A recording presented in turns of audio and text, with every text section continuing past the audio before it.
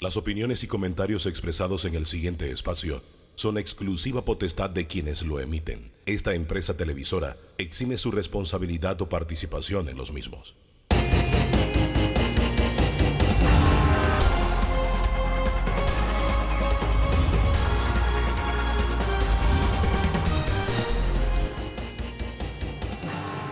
¿Qué tal, amigos? Bienvenidos. Estamos ya en debate abierto dominical, señoras y señores, enfrentados a una situación bien complicada. Hoy es domingo 13 de diciembre, faltan escasos 12 días para la Navidad y estamos viviendo momentos muy complicados, muy difíciles. Danilo, bienvenido, gracias por estar aquí con nosotros como país, como sociedad. Y creo que estamos perdiendo la guerra, no la batalla, estamos perdiendo la guerra en este momento frente al COVID que está haciendo de las suyas en las calles y avenidas de este país. Y nosotros permitiéndole que haga de las suyas, Danilo. Las cifras, 1.500, 2.000, 2.400 nuevos contagios, fallecidos no bajan de 15, 20, veintitantos fallecidos al día, y me pregunto yo, ¿qué está pasando? Que estamos permitiendo que esto haya llegado a donde ha llegado en este momento, superando, según los números que he visto, a los momentos pico que tuvimos en junio y julio, donde estábamos encerrados. Así es, así es. Tenemos una dinámica de contagio significativamente mayor y el esfuerzo de pruebas adicionales que se están haciendo está confirmando, porque el esfuerzo no es estándar, es decir, no todos los días se hacen la misma cantidad de pruebas. Se hacen un día 7.000, otro día 9.000, otro día 12.000, otro día otra vez 8.000 o 7.000. Entonces yo me fijo mucho en el porcentaje de positividad, porque independientemente de la cantidad de pruebas que se hagan y de la gente que salga positiva, lo que tú ves en el porcentaje de positividad es qué proporción de gente está contagiada. Y ya estamos de manera continua, sostenida, alrededor de un 20% de positividad después de que habíamos descendido por allá por agosto a la mitad de esto. Es decir, en cuestión de un par de meses el país dobló la proporción de gente contagiada, y eso significa que de cada 10 personas que tú te encuentres en la calle, 2 tendrán el contagio de COVID y muy probablemente ni lo saben, ni lo saben. Y eso es lo más peligroso. Tengo a la viceministra de Salud, la doctora Ivette Berrío, con nosotros en este momento. Doctora, muy buenos días. Hábleme, y le voy a poner el término como allá en mi tierra, a calzón quitado, de frente. ¿Cuál es la situación en este momento, doctora? Muy buenos días. Le agradezco mucho esta oportunidad de participar con ustedes en su programa. Me parece que es fundamental que los medios de comunicación sean una herramienta para mantener a la población conociendo el día a día del país, y en este caso con respecto a lo que enfrentamos en la pandemia e intentando contestar su pregunta, pues estamos enfrentando una situación muy compleja, muy, diría, grave, porque como ya ustedes mencionaron, los números están mostrando un ascenso importante de los casos positivos en el país, y es un ascenso que va vertiginoso sin medir todas las estrategias que hemos estado desarrollando durante meses para intentar y hacer un esfuerzo para contener la propagación del virus en nuestro país. Debemos recordar que hay un factor muy importante. Aquí se levantaron las medidas de restricción y además se se permitió que diferentes actividades económicas comenzaran nuevamente a desarrollarse en el país, y todos estos son factores que, digamos, influyen a que las personas tiendan a relajarse y a realizar sus actividades normales, no tomando en cuenta que no contamos con un elemento que pueda combatir el virus. Entonces, ante esta situación y ante el incremento de la posibilidad de compartir con otras personas, de salir, el virus sencillamente ha hecho fiesta, se ha propagado por todo el país de una manera cruda, abismal. Nosotros, la verdad, no hemos dejado de trabajar, no hemos parado en buscar estrategia de comprar más camas, de ampliar la capacidad instalada de los hospitales y los centros de salud a nivel nacional, pero esto no es suficiente sin que la población sea consciente de que el virus mata.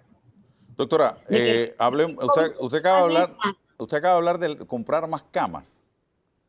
Y cada día que pasa, yo he estado conversando con médicos de diferentes especialidades que están en el campo de batalla en este momento. Y me han dicho, Álvaro, dilo, no hay camas, se están acabando las camas, no tenemos espacio ya para pacientes COVID, y los que no son COVID también hay problemas en este momento, y eso la gente tiene que saberlo, porque eso permitiría o motivaría a que la gente tenga un mayor grado de conciencia.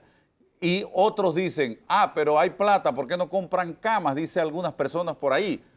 La respuesta mía, yo no soy médico, ni intento serlo, sería un irrespeto de mi parte, es que no es una cama. Es todo lo que conlleva una cama. Para una cama me quedo en la casa, acostado en la mía. Es toda una estructura, toda una logística que conlleva atender una cama. Doctora, hablemos de ese tema.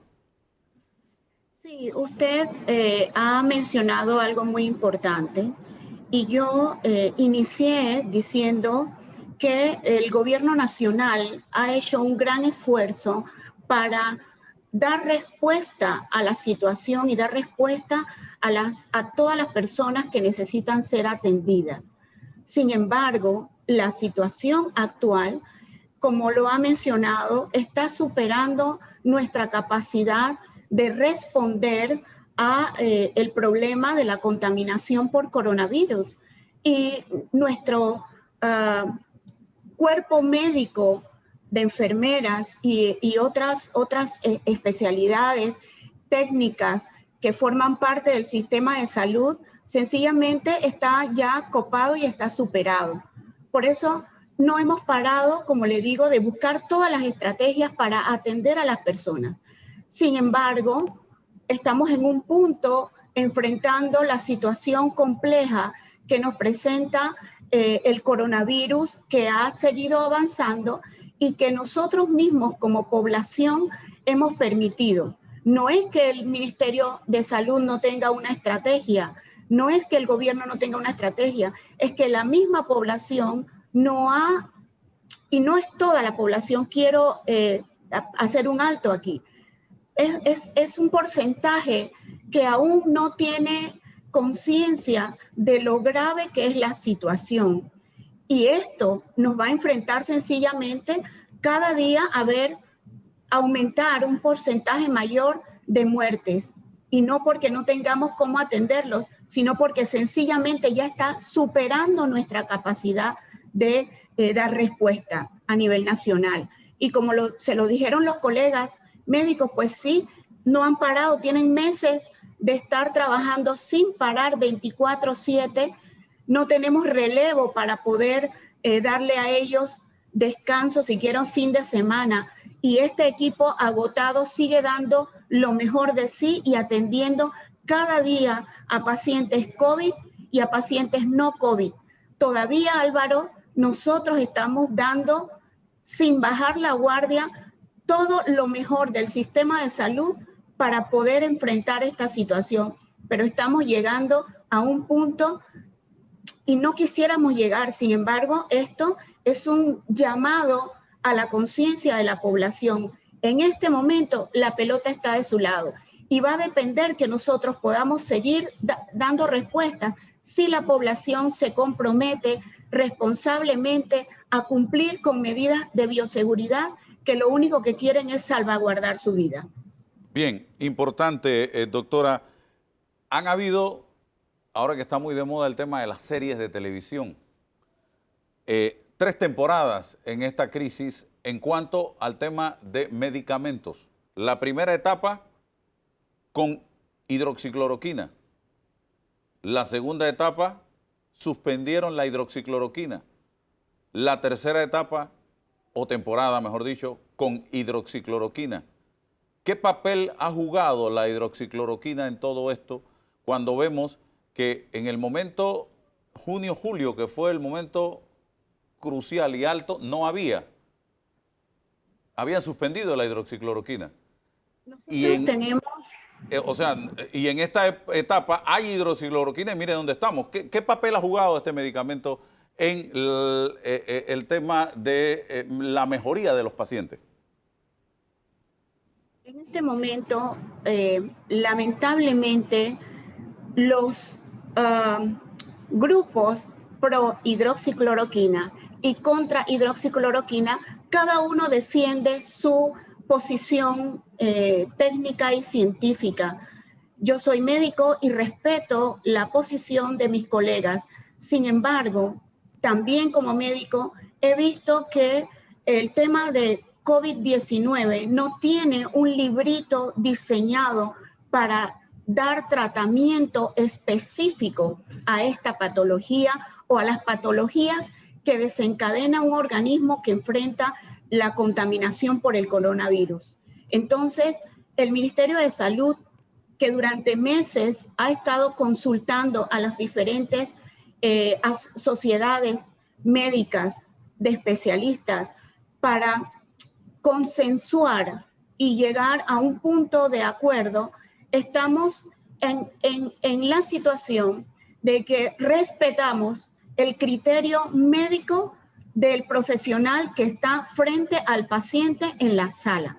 El doctor que está evaluando y que está revisando el paciente y revisando todos los estudios tiene la potestad para tomar la decisión de enfrentar de la mejor forma esta situación, las diferentes situaciones que se desencadenan con el COVID-19.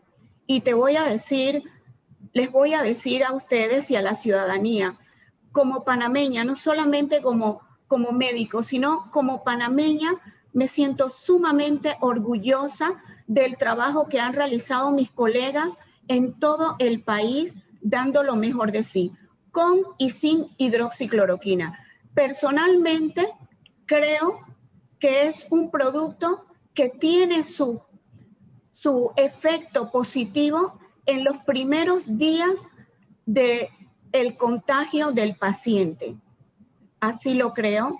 He estado intentando en los momentos que tengo de oportuno, leyendo un poco al respecto, y yo personalmente estoy convencida que si logramos detectar el contagio en los primeros días, podemos suministrarle este producto al paciente para contener los efectos del COVID-19 en su organismo. Sin embargo, creo también que como no hay algo definido, el médico que está atendiendo al paciente, el que está enfrentando en la primera línea, los que están en los diferentes hospitales, atiborrados de pacientes, buscan una estrategia para dar respuesta a las situaciones que enfrentan día a día. A ese punto precisamente iba mi siguiente pregunta y luego le doy la palabra a Danilo.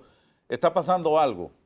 El paciente llega por trazabilidad hacerse una prueba y tiene que esperar hasta 4 o 5 días para que le den el resultado. Muchas veces sale negativo, amén, pero en otros casos sale positivo y ya han pasado 5 o 4 días que son vitales, fundamentales, y repito, no soy médico, en el desarrollo de la enfermedad. Otro caso se da con los que van con síntomas.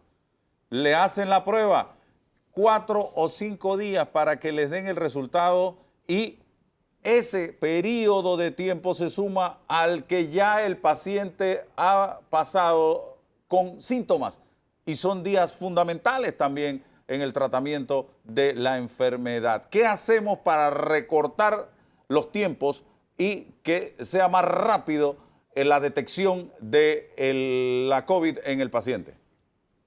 Mira, es un punto sumamente importante. A lo largo de los meses, nosotros, desarrollando este trabajo, hemos ido poco a poco perfeccionando la atención a los pacientes, la detección. Hemos desarrollado todo un plan de trazabilidad y hemos estado trazando estrategias nuevas para enfrentar la situación, para dar respuesta oportuna a la ciudadanía. Mira, tenemos un sistema de salud con deficiencias que no son de ahora y que se han visto expuestas en este momento. Sin embargo, el esfuerzo de todos los miembros de este sistema de salud, tanto del Ministerio como de la Caja de Seguro Social, ha sido enorme. Ha sido enorme. Nosotros hemos estado enfrentando una situación nunca vista, con recursos limitados, con recursos de personal limitado, involucrando otras instancias gubernamentales para que apoyen y se sumen como un solo equipo a todo este trabajo durante meses. Y efectivamente hubo muchas falencias al iniciar toda el desarrollo de la estrategia de trazabilidad, pero día a día hemos ido perfeccionando y hemos ido enfrentando esos nudos críticos para poder ser efectivos dándole la respuesta a los pacientes.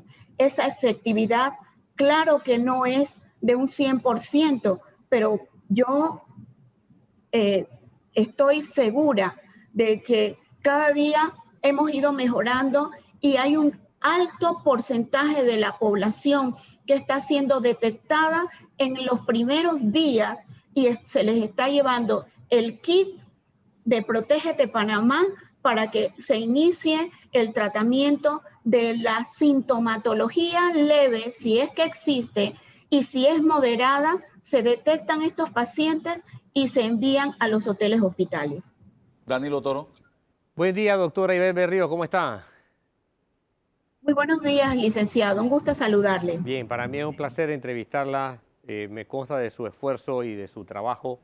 Doctora, el Ministerio de Salud tiene una red primaria de atención, basada principalmente en centros de salud, en puestos de salud. ¿Cuál es el papel de esta red primaria en la coyuntura que estamos viviendo? Y en equivalencia, la Caja del Seguro Social tiene una red de policlínicas y de otros servicios que se llaman, tiene un nombre, unidades, bueno, tiene un nombre técnico, que es con U. Recuerdo que es con U el principio del nombre. ¿Cuál es el papel de la red primaria? ¿Qué tanto está sirviendo para ser receptora esta red o no lo está haciendo otra cosa? Esa es mi primera pregunta. Y la segunda pregunta es sobre ustedes los médicos. Independientemente de lo preparado que estén para enfrentar el problema clínico, ustedes son igual que cualquier mortal. O sea, los médicos se enferman y sufren los mismos padecimientos que cualquier otro ciudadano. ¿Cuál es el riesgo actual de la población sanitaria? No solamente de los médicos, sino también de todo el mundo que trabaja en el ámbito sanitario, enfermeras, camilleros, técnicos, etcétera. Porque a veces perdemos las proporciones y creemos que todo radica en la capacidad de instalaciones establecidas, pero no calibramos la disponibilidad del recurso humano. ¿Qué tanto este recurso humano está fatigado? ¿Está sometido a errores por la fatiga? ¿Está fuera de condiciones de trabajo? ¿Cómo le evaluaría usted el escenario del recurso humano disponible en Panamá? Si me permite, voy a comenzar desde las últimas preguntas hacia la primera. Y quiero iniciar comentándoles que para nosotros es fundamental el recurso humano. No estoy de acuerdo con la frase de no calibrar. Es todo lo contrario. Nosotros estamos calibrando desde el día 1 y estamos evaluando desde el día 1 nuestra situación con respecto a el recurso humano, que no ha parado desde que se detectó el primer caso, que me parece que fue el 9 de marzo del 2020, una paciente española que ingresó, una paciente que venía de España, que ingresó al país, y desde ese primer caso, nuestros colegas en todas las instalaciones de salud no se han detenido y están agotados. Por esa razón se hizo una convocatoria. Hace un par de meses se hizo una convocatoria invitando a los colegas que no estaban trabajando para que fuesen contratados por Caja de Seguro Social y Ministerio de Salud. Aún así, la cantidad de profesionales de la salud de todas las especialidades que son imprescindibles para enfrentar esta pandemia no ha sido suficiente, y el gobierno nacional, a través del Ministerio de Salud, planteó la posibilidad de abrir una convocatoria a nivel internacional. Ante esta posibilidad, hubo reacciones negativas por nuestros colegas nacionales, por los gremios médicos, que no estaban de acuerdo con esa estrategia gubernamental. El ministro de Salud, responsablemente, con un equipo del ministerio y de la Caja, invitaron a nuestros colegas a analizar la situación y buscar juntos estrategias para enfrentar la dificultad de nuestro sistema de salud ante el aumento de los casos COVID-19 en nuestras instalaciones de salud en todo el país. La respuesta de los colegas es: nosotros podemos enfrentar esto, nosotros hay la cantidad de médicos especialistas en el país para enfrentar la situación, y por ahora denos la responsabilidad para nosotros seguir atendiendo. El Ministerio de Salud y el Gobierno Nacional respetaron el criterio de los colegas, y ante el paso de las semanas y de los meses, con las reaperturas de las actividades económicas y el levantamiento de las restricciones de movilidad en todo el país, hemos visto el aumento de los casos vertiginosamente, y hemos notado en nuestras evaluaciones que el sistema de salud está en un punto crítico. Los especialistas, los colegas en todos los niveles están sumamente agotados. Los equipos de trazabilidad, que son los que están en la calle, están agotados.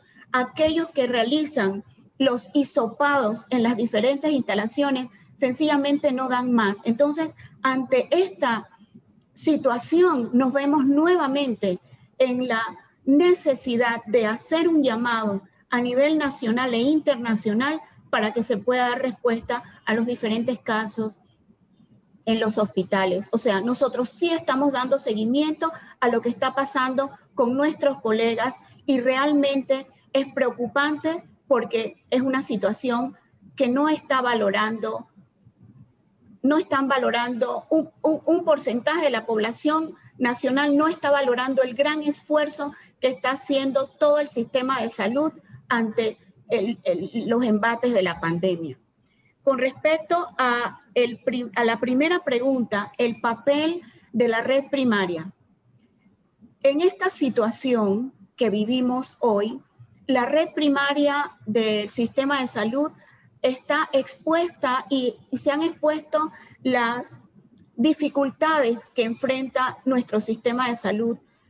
Creemos, yo personalmente estoy convencida de que la pandemia también no solamente nos señala las situaciones que debemos corregir. De esto nosotros debemos tener una enseñanza y debemos buscar estrategias para fortalecer, para mejorar, para orientar adecuadamente y mejor ante los retos que nos presenta el futuro inmediato de nuestra red primaria, la evaluación de la misma y cómo debemos ir transformándola, porque en el sistema de salud es uno de los puntos más débiles y uno de los puntos más importantes. El papel que juega es la detección oportuna de las situaciones para dar respuesta. Durante los primeros meses de la pandemia, la red primaria de atención en salud no ha sido beligerante, puesto que se tomaron medidas para salvaguardar inclusive a las personas y a los colegas y a los colaboradores de los diferentes centros de salud y policlínicas que podían estar expuestos ante la situación de pandemia. Ya se están incorporando nuevamente, dando atención a los pacientes no COVID, porque ese es un punto que también se ha ido agravando ante la suspensión de las consultas externas. Entonces, nosotros hemos hecho un llamado a los colaboradores de la red primaria de atención para que, haciendo un esfuerzo mayor todavía, podamos nosotros iniciar la consulta externa a nivel nacional para dar respuesta a los pacientes y poder dar la evaluación propicia en las situaciones del día a día de los pacientes, que inclusive no tiene nada que ver con COVID, pero hay muchos pacientes con enfermedades crónicas que lamentablemente se han agravado justamente porque la red primaria de atención ha estado en su mínima expresión en estos tiempos de pandemia. Doctora, somos conscientes de la situación y hemos tomado medidas para brindar atención a los pacientes que están demandándola en este momento. Doctora, para cerrar, se nos acabó el tiempo, pero la situación está complicada, usted misma lo ha reconocido, hay preocupación en las autoridades de salud y en el presidente de la República. Si no detenemos esto, si no metemos el freno de mano rápidamente, vendrán medidas severas, porque esto no es de Panamá. Vayamos a Europa y pongámonos a ver cómo están estos países que han tenido que tomar medidas de restricción, medidas de cierres. Nada más el viernes se comunicó en Francia que se mantenía el toque de queda y que los museos no iban a poder abrir y otra serie de restricciones. O sea, esto no es Panamá única y exclusivamente. Han tenido que tomar medidas.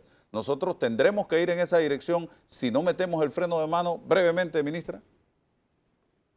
Yo estoy convencida de la necesidad de ir analizando las medidas que debemos tomar ante las situaciones que estamos viendo. Hemos tenido muchísimo enfrentamiento con el tema económico, porque la economía del país ha tocado niveles insospechados por situación de pandemia. Aprovecho, Álvaro, para decir lo siguiente: si no hay salud, no hay economía. Tan sencillo como eso. Si no hay salud, ¿quién va a atender en los diferentes comercios? ¿Quién va a trabajar? ¿Quién va a sacar adelante la economía si no hay salud? Hago un llamado a toda la población, porque esto nos está enfrentando, es un tema de vida o muerte, y todos debemos estar involucrados en defender nuestra vida, defender nuestra familia, en defender nuestro país. Es un tema de vida o muerte y si no se toman medidas de restricción próximamente, no vamos a estar para contarlo a nuestros nietos. Entonces yo considero que es un momento crucial, no solamente para el gobierno, esto no es nada más del gobierno, es una responsabilidad de todos y hago un llamado a la ciudadanía, a los empresarios, a todos los panameños, porque estamos ante una situación sumamente complicada y debemos pararnos desde un mismo lado para defender nuestra vida, nuestro país y nuestro futuro. Muchas gracias, Álvaro, por la entrevista. Ministra, muchísimas gracias por compartir con nosotros en el día de hoy, haciendo docencia aquí en Debate Abierto. Vamos a la pausa.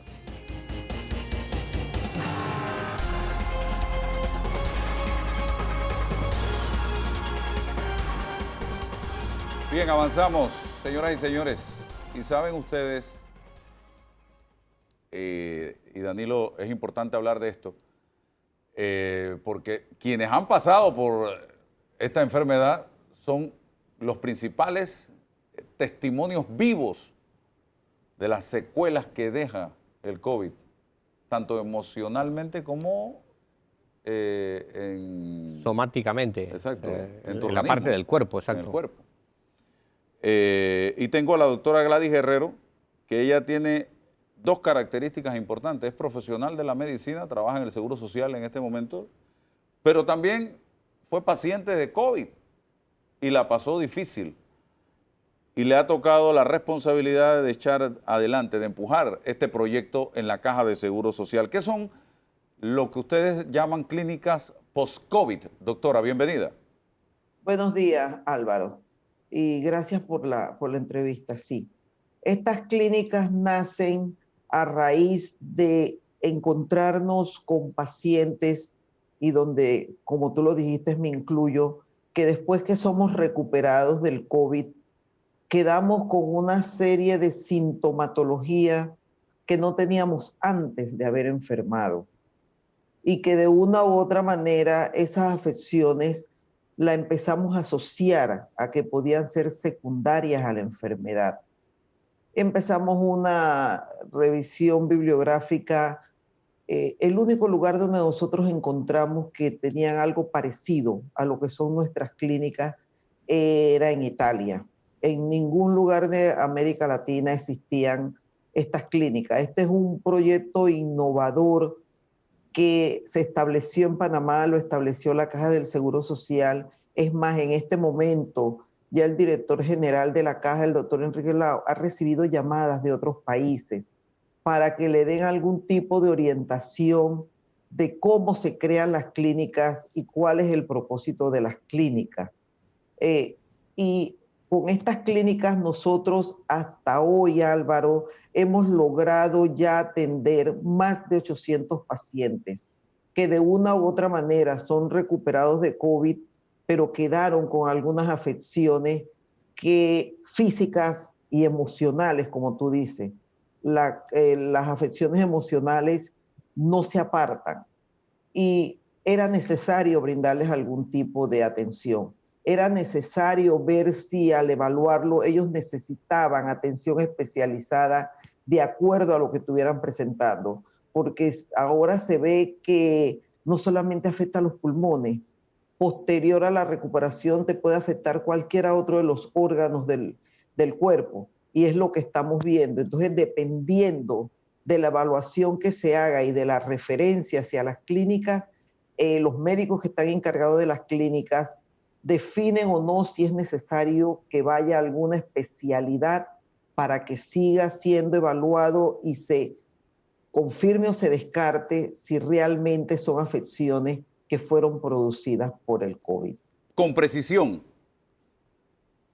descríbame las secuelas en los distintos pacientes, si coinciden o son distintas, son diferentes. ¿Cómo queda ese paciente después que ya sale de la enfermedad?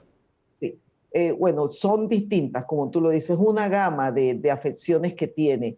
Y es bien importante que se sepa que no solamente la tiene el que estuvo en una unidad de cuidados intensivos, en una unidad de cuidados respiratorios especiales o incluso en sala. Hay pacientes que tuvieron la enfermedad leve, que hicieron el aislamiento en un hotel hospital o en su casa y también tienen afecciones.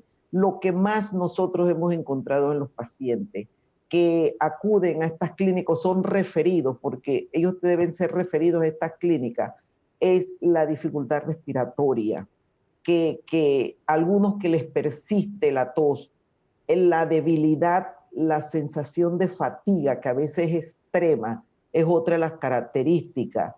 Se sigue en ocasiones con insomnio, los pacientes te dicen que no pueden dormir, los dolores musculares, los dolores en las articulaciones, algunos, pero no tantos, no la mayoría, a veces tienen dificultad para la marcha. O sea, siente que pierden el equilibrio o cuando camina se pueden ir de lado. Entonces, una serie de sintomatología y el estado emocional, el llanto fácil, la ansiedad de que te pueda volver a pasar. O sea, es una serie de sintomatología que tienen los pacientes que no te definen claramente, solamente son los pulmones los que pareciera que quedan afectados, sino que dependiendo hacia dónde o el órgano de preferencia del virus en el momento que te da la enfermedad, es hacia allá que se te va la sintomatología. Bien, importante. Y el tiempo de duración todavía es imposible calcular qué tiempo voy a estar con estas secuelas. Exactamente.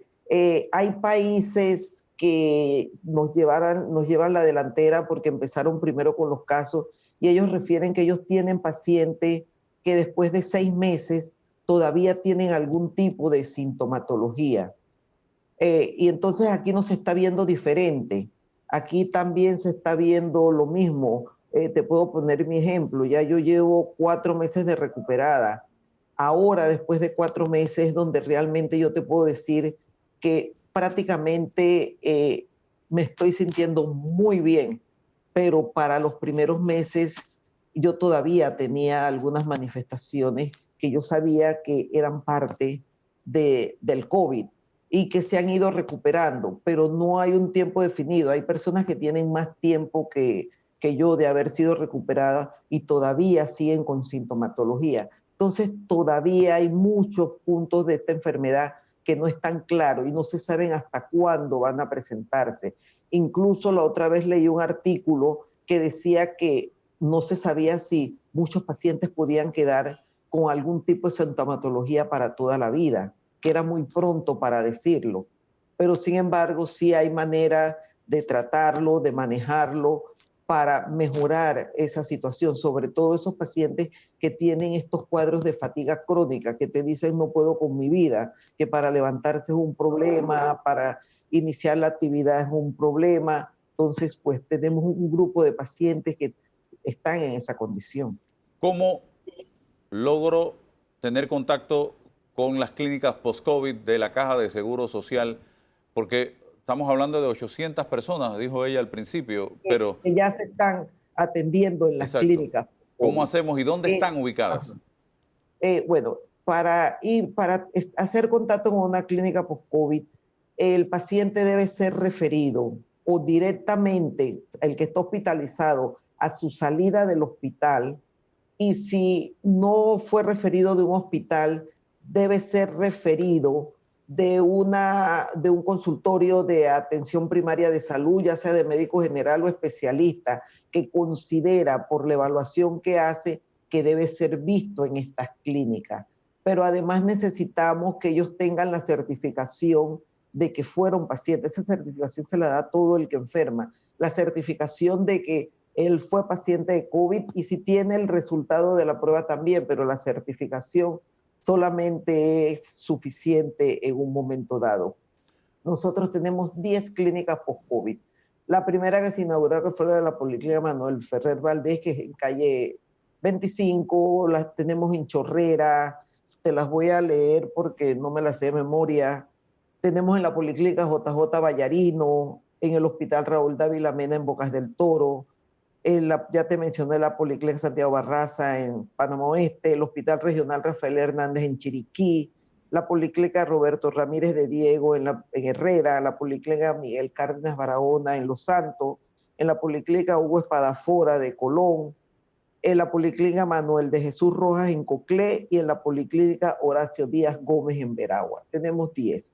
En todas ya se están atendiendo pacientes y desde allí los médicos que atienden en esas clínicas post-COVID, al evaluar a los pacientes, los refieren a especialidades si es necesario o a servicios de apoyo, ya sea psicología, nutrición, a rehabilitación, a lo que se considere que debe ir el paciente. Los pacientes son referidos y el paciente se mantiene en las clínicas o con el especialista hasta que se considere que se le puede dar el alta.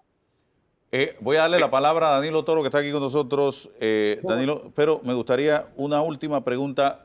¿Ha variado la sintomatología del paciente que da positivo en las pruebas COVID? Bueno, fíjate que recién esto empezó, todos tenemos y aún muchas personas tienen la idea que deben de tener fiebre y tos y malestar general. No, Álvaro, esto ha cambiado. Nosotros hemos tenido pacientes que solo te dicen que tienen dolor de cabeza y dolor en el cuerpo. O personas que te dicen que solamente les duele mucho la espalda y no sabe qué les pasa. U otros que tienen dolores en todas las articulaciones. O algo muy típico y que cada vez lo estamos encontrando más. Los pacientes están debutando como COVID con cuadros gastrointestinales, de náuseas, vómitos y diarrea, y no tienen ninguna sintomatología respiratoria.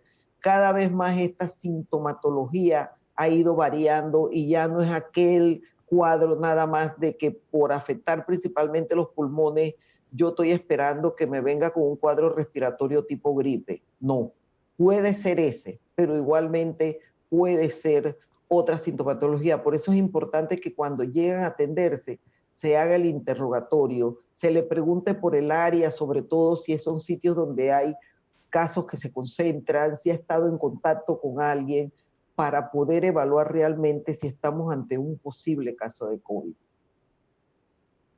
Bien, Danilo Toro. Buenos días, doctora. Buenos días. Un placer tenerla aquí presente en proceso de recuperación. Doctora, dos preguntas. Yo soy de lo que he planteado que entre las cosas que deben cambiarse en las sesiones de comunicación que se tienen sobre los asuntos pertinentes al COVID está la dotación de información estadística. Creo que hay muy buena calidad de información estadística por parte del Ministerio de Salud y de la Caja. Creo que es muy buena, pero que mucha de esa información bien puede ir a la página web para que los técnicos que nos interesan los datos estadísticos podamos consumirla y utilizarlas allí. Y creo que en las sesiones de información se pueden dedicar a las estadísticas claramente comprensibles y más útiles para el público. Bien, una de las estadísticas que no está entregando el sistema es la cantidad de personal sanitario comprometido con el COVID. Es decir, que ha sido dado de baja, como usted, en su capacidad de servicio, porque eso representa, yo digo que eso es vital que la gente lo sepa, porque eso es una doble afectación. No solamente usted quedó enferma como individuo, como persona, sino que usted queda, al quedar de baja, queda incapacitada para poder enfrentar el trabajo como médico. Y eso es una doble afectación y no estamos provistos de esa información. Yo quisiera que usted tocara ese tema. El segundo tema es, a mí me llama la atención la proporción de mujeres afectadas en Panamá. Cuando esto comenzó, había una tendencia a decir, esto es una enfermedad que la tiene contra los hombres. Sí. Pero a mí me llama mucho la proporción de la población femenina afectada. ¿Qué relación ha podido encontrar usted en afectación con las mujeres, sobre todo con las mujeres embarazadas, doctora? Gracias. Bueno, sí.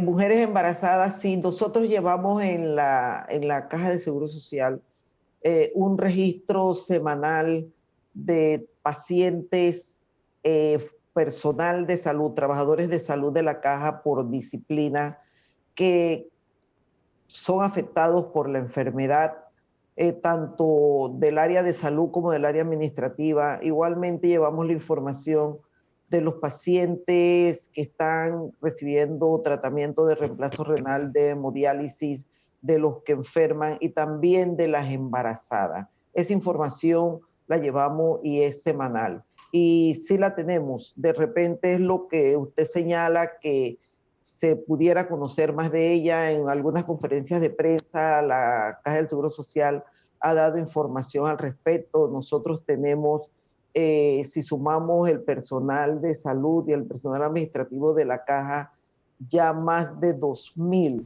funcionarios que se han visto afectados por el COVID. Más de 2.000, 2.300, siendo la mayoría el personal de salud, enfermeras, médicos, técnicos de enfermería, este personal que está en la primera línea atendiendo a los pacientes. Igualmente con las embarazadas tenemos la información del número de embarazadas, sí es mucho menos, incluso de las que de una u otra manera se manejan ambulatorios, se manejan en hospital por el cuadro clínico. Sin embargo, hasta el momento nosotros no hemos encontrado ninguna donde podamos decir que secundario ese embarazo, cuando el niño nace, desarrolla la infección. No hemos encontrado esta transmisión aún madre-hijo. Sí hemos encontrado niños muy pequeños que durante su estadía en casa, después que salen del hospital, por algún riesgo que puede existir en el lugar, pueden enfermar, pero se recuperan muy bien. Igual tenemos un número importante de pacientes que están recibiendo tratamiento en las salas de hemodiálisis, que han enfermado y que han fallecido.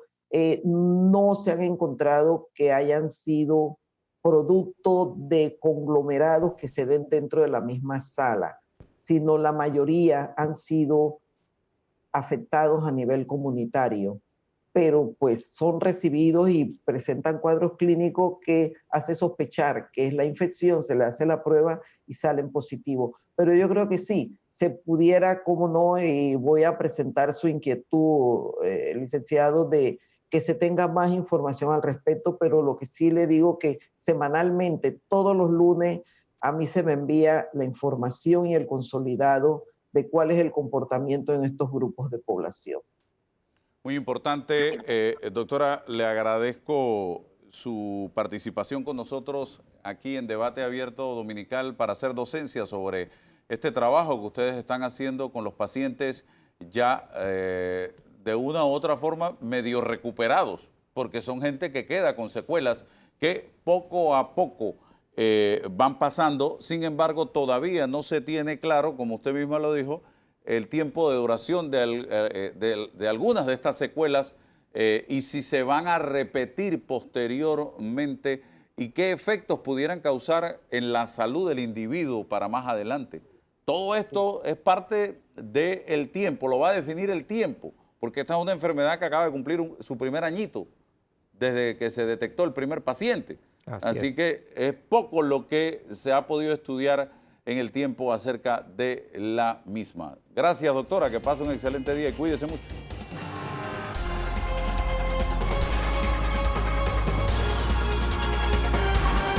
Bien, avanzamos, señoras y señores. Aquí en Debate Abierto Dominical tenemos ahora a la doctora Marta Illueca. Un abrazo en la distancia, doctora, investigadora médica y académica. Está con nosotros en este momento una profesional de la medicina panameña. Doctora, ayer, el jueves tuvimos noticias importantes relacionadas con la vacuna de Pfizer en Estados Unidos y la FDA. Cuénteme brevemente qué fue lo que pasó en buen panameño y qué podemos esperar ahora. Con mucho gusto, buenos días y gracias nuevamente por la invitación. Ayer fue un día, sí, de sumo interés y de mucha importancia porque el comité asesor de la FDA, que es un comité independiente de expertos que son llamados a revisar la totalidad de los resultados de estos estudios, pues convino una reunión muy importante, una reunión de todo el día, en que se plantearon pues muchas interrogantes, pero también pues se revisaron la totalidad de la data de la compañía Pfizer y BioNTech con su vacuna de mRNA. Entonces, al revisar la data se hacen dos cosas. Una es que la compañía que la produce presenta todos esos detalles sobre cómo se administró la vacuna, cómo reaccionó el cuerpo de los voluntarios en cuanto a sistema inmune, y también se presenta, muy importante, un detalle de los efectos adversos. Entonces, a la par de que se presentan esos datos, la FDA misma, recuerden la FDA, la Administración de Medicamentos y Alimentos de Estados Unidos, hace su propio análisis. Entonces, son dos presentaciones paralelas. Se hace la de la compañía, se hace la de la FDA. Y luego se hace una votación a este panel de expertos, de miembros de este comité asesor, que ayer eran 17 miembros, más algunos que no son miembros, pero que pueden votar. Entonces, pues, la pregunta que se hizo de toda esa deliberación, se les hizo una pregunta para que dieran su voto, que era si, en su opinión, se podía recomendar el uso de la vacuna de Pfizer en pacientes mayores de 16 años, considerando que los beneficios de la vacuna demostrados en 2 estudios, y son estudios de más de 40,000 personas, sobrepasan los potenciales riesgos, y si se le puede administrar bajo lo que se llama de autorización de emergencia. La votación fue de 14 a favor, que son, perdón, 17 a favor, 17, que son 77%, y luego hubo 4 que no estaban a favor, y eso era, pues, un porcentaje mucho más bajo, y algunas abstenciones. Entonces, eso es una recomendación, para que la FDA ahora, con esa recomendación, tome la decisión de si la aprueba o no la aprueba. Entonces, eso es importante entenderlo. Eso no es la aprobación ayer del uso de emergencia. La aprobación va a venir en los días siguientes, cuando se cierra la reunión. La FDA dice que de aquí a una semana, pues, van a regresar con su veredicto. Lo interesante, Álvaro y Danilo, es que en una semana es el siguiente comité asesor en consejo nuevamente para evaluar la segunda vacuna de mRNA, que es la vacuna de Moderna. Y va a ser el mismo proceso, todo un día de deliberaciones, todo un día de revisar la data, y luego una votación para recomendarlo o no recomendarlo. Evidentemente usted no lee el futuro, pero ¿cuál es su pronóstico de lo que vaya a pasar con este primer ejercicio que ya se hizo con la de Pfizer? Sí, mi pronóstico es que la vacuna va a ser autorizada bajo emergencia. Tengo mis dudas de si se le va a permitir a los pacientes o voluntarios de 16 a 18 años de edad, porque eran muy pocos. De los 40 y tantos mil, solamente había 100 de 16 y 17 años. Entonces, pues eso lo va a sopesar la FDA en consulta con mis colegas pediatras.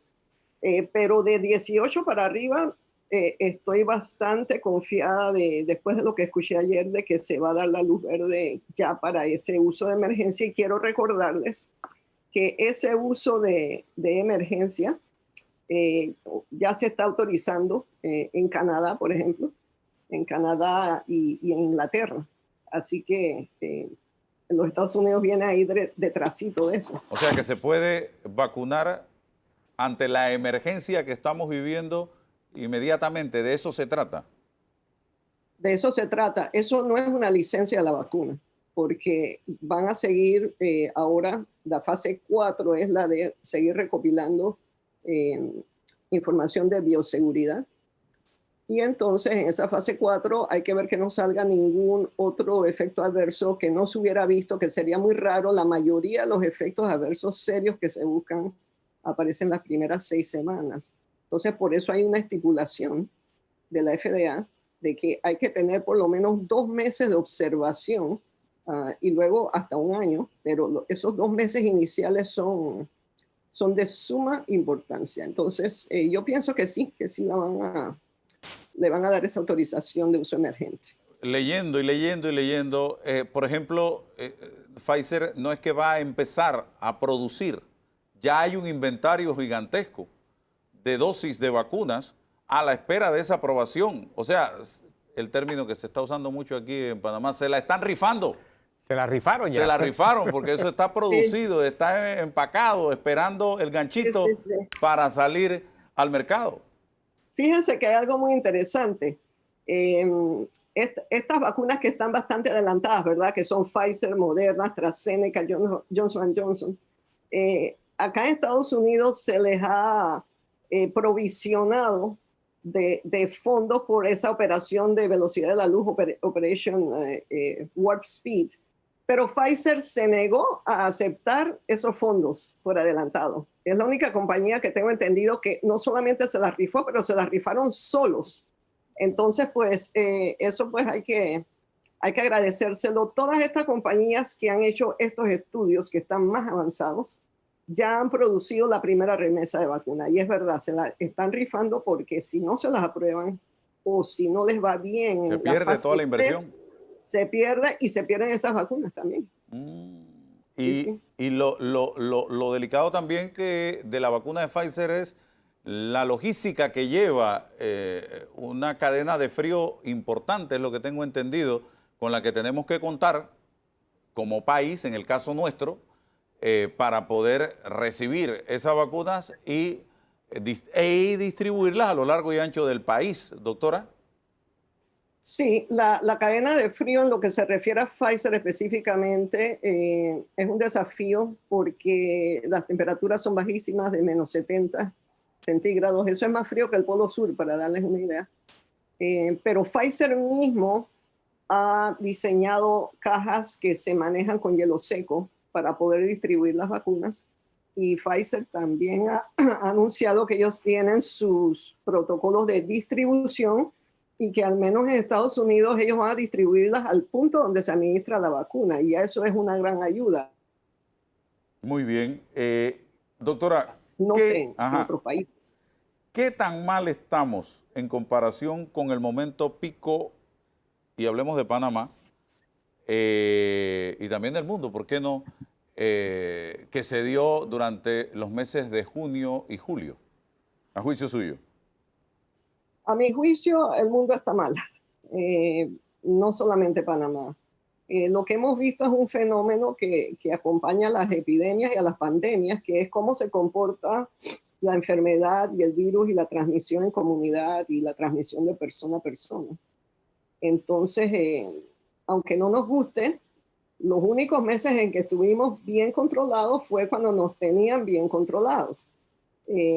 Pero tenemos primero tenemos la necesidad de estar funcionando y trabajando, pero también tenemos la necesidad de que haya más conciencia social de que cuidarnos depende de nosotros. ¿Dónde hemos fallado, doctora?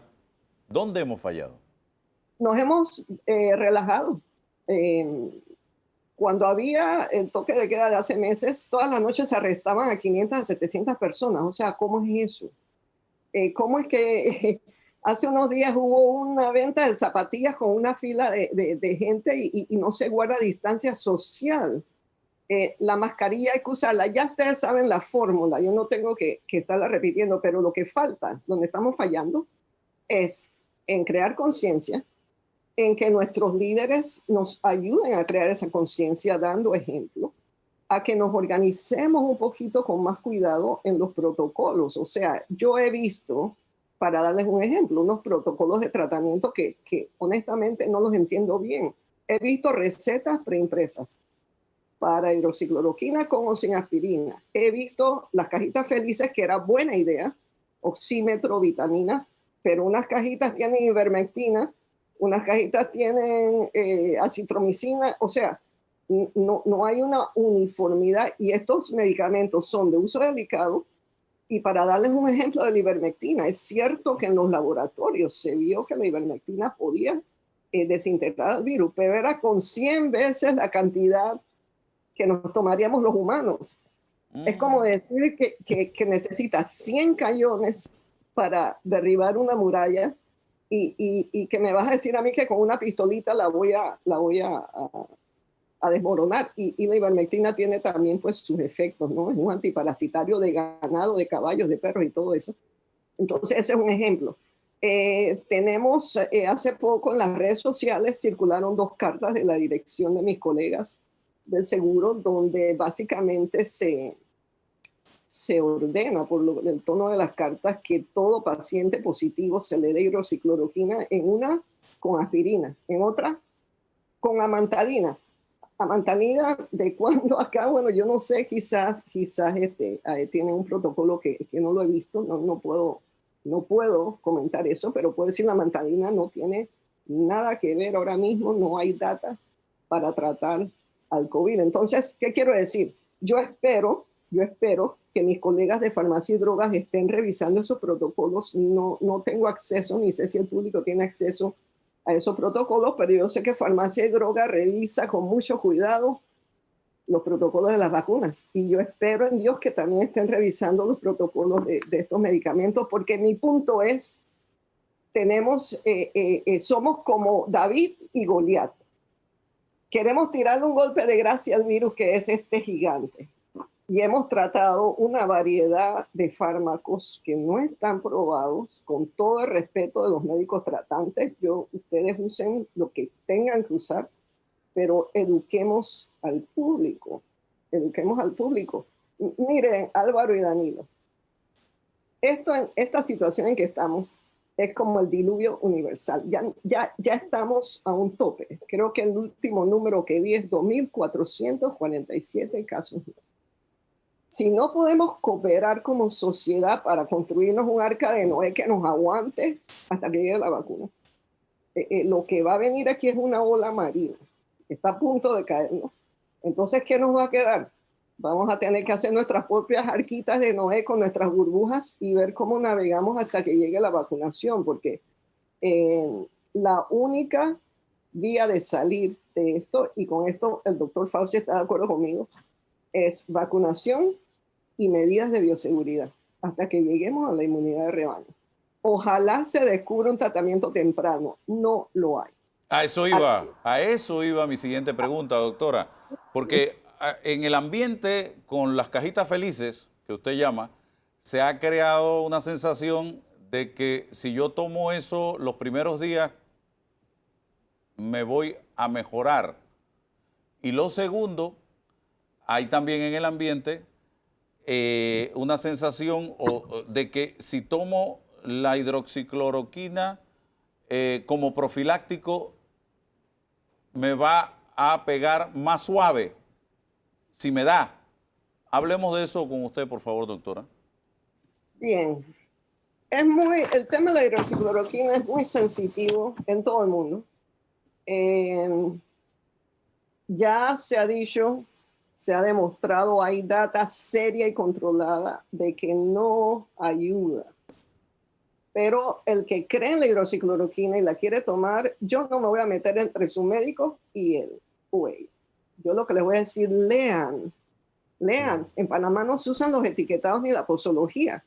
Hay un punto que sí me preocupa y lo digo de buena fe.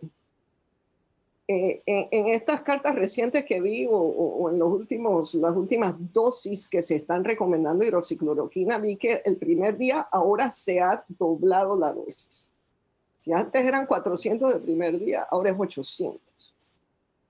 El etiquetado original de esta medicina dice que no se debe pasar de 400 para pacientes con lupus ni de 600 para pacientes con artritis. Entonces, nos agarramos de que, porque es 800 un solo día, pero por favor, la hidroxicloroquina se queda en el cuerpo 3 meses. 3 meses, 3 a 4 meses.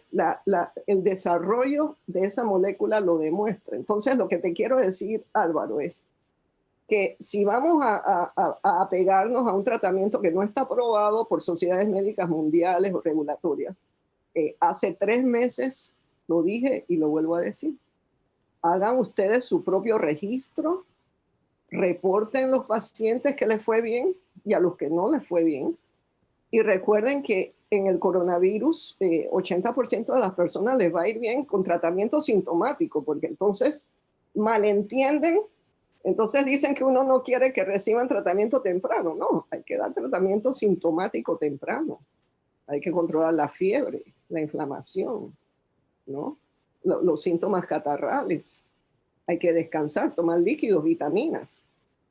pero de allí a decir que el único tratamiento temprano es con esta droga o las otras, bueno, ahí no, ¿qué les puedo decir? La ciencia no lo apoya.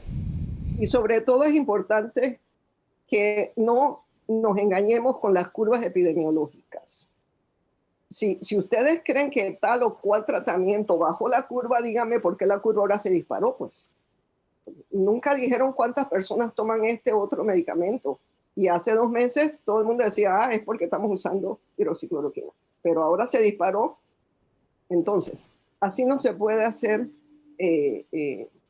conocimiento clínico. No se puede hacer de esa manera. La trazabilidad estaba haciendo un buen papel, pero ahora no vamos a tener suficientes trazadores para el número de casos que hay, más de 20,000 casos activos. Entonces, para mí son varios factores y mientras nos agarremos a que este o aquel tratamiento que no se ha comprobado en ningún lado del mundo, lo siento, no hay un estudio controlado que lo demuestre. Entonces, yo lo dejo en las manos de mis colegas tratantes. Ya les dije, no me puedo meter ahí, pero sí le pido al público y le pido a los líderes que por favor eduquen al público. Oiga, lean el etiquetado de la medicina. Todo el mundo tiene un teléfono inteligente. Búsquenlo en Google. Léanlo. No esperen a que les digan o no les digan. Y usted decide si se la toma o no se la toma. Es como el que fuma con todo respeto, fuma, pero sabe que le puede hacer daño, pero al menos lo sabe. Al menos lo sabe. Y lo último, Álvaro y Danilo, que quiero mencionar es la docencia. La docencia, sobre todo para nuestros grupos menos privilegiados, nuestros grupos indígenas. A mí me preocupa mucho la situación en Ave Google, en que se ha permitido que no se usen máscaras. Entonces, nuestros compatriotas de la comarca salen de su comarca, salen porque yo sé que trabajan en varios puntos del país. Yo tengo amigos y amigas en esa comarca. Pero si nuestros líderes no se sientan con sus líderes y si no les hacemos docencia, ahí tenemos un foco que se va a seguir perpetuando. Y lo último es que tenemos que perder el miedo a las vacunas. Sin vacunación no se hubiera erradicado la viruela. Sin vacunación habría muchísimas parálisis por polio, habría mucho daño cerebral por tétano. O sea, hay una cantidad de enfermedades que se han controlado o algunas erradicado gracias a la vacunación. Danilo Toro pregunta, doctora. Doctora, usted mencionó un nombre que yo me detengo mucho a escuchar en sus entrevistas, el doctor Fauci. Y Sí. él en su momento criticó el proceso de aprobación rápido que hizo Inglaterra sobre la vacuna de Pfizer. Después dijo en una entrevista, pidió disculpas por esa crítica que hizo y especificó, fue muy didáctico allí, dijo, bueno, lo que pasa es que son procesos diferentes. Ellos tienen su metodología y nosotros tenemos nuestra metodología y quiero respetar esas diferencias. ¿Cómo debe actuar un gobierno como el nuestro, un Estado como el nuestro, frente a esa diversidad de procedimientos? ¿A quién creerle? ¿Mirar a Alemania, mirar a Inglaterra, mirar a Estados Unidos? Es una pregunta. La otra pregunta, doctora, tiene que ver también con algo que usted mencionó, la FDA. En diversas ocasiones la FDA ha aprobado algún fármaco y al cabo de X cantidad de tiempo lo ha desaprobado. Lo ha sacado de circulación porque el bagaje, el conocimiento ha dicho no, esto ya no lo consideramos apto para el consumo humano. Ok, ¿cómo comprender que esa dosis de fe tiene que ir pegada a toda la cientificidad que ahora se aplica y decir no estamos ante un caso como este, que se vaya a probar algo que al cabo de 2, 3, 5, 10 años diga, mira, descubrimos esto otro? ¿Cómo mide usted ese porcentaje de fe que hay que tener a la hora de enfrentar una decisión científica, por bien fundamentada que esté? Gracias por la pregunta porque me permite pues al menos usar mi experiencia de investigadora médica y de asuntos regulatorios. Lo que pasa, Danilo, es que no todos mis colegas médicos, incluyendo al doctor Fauci, entienden el proceso regulatorio.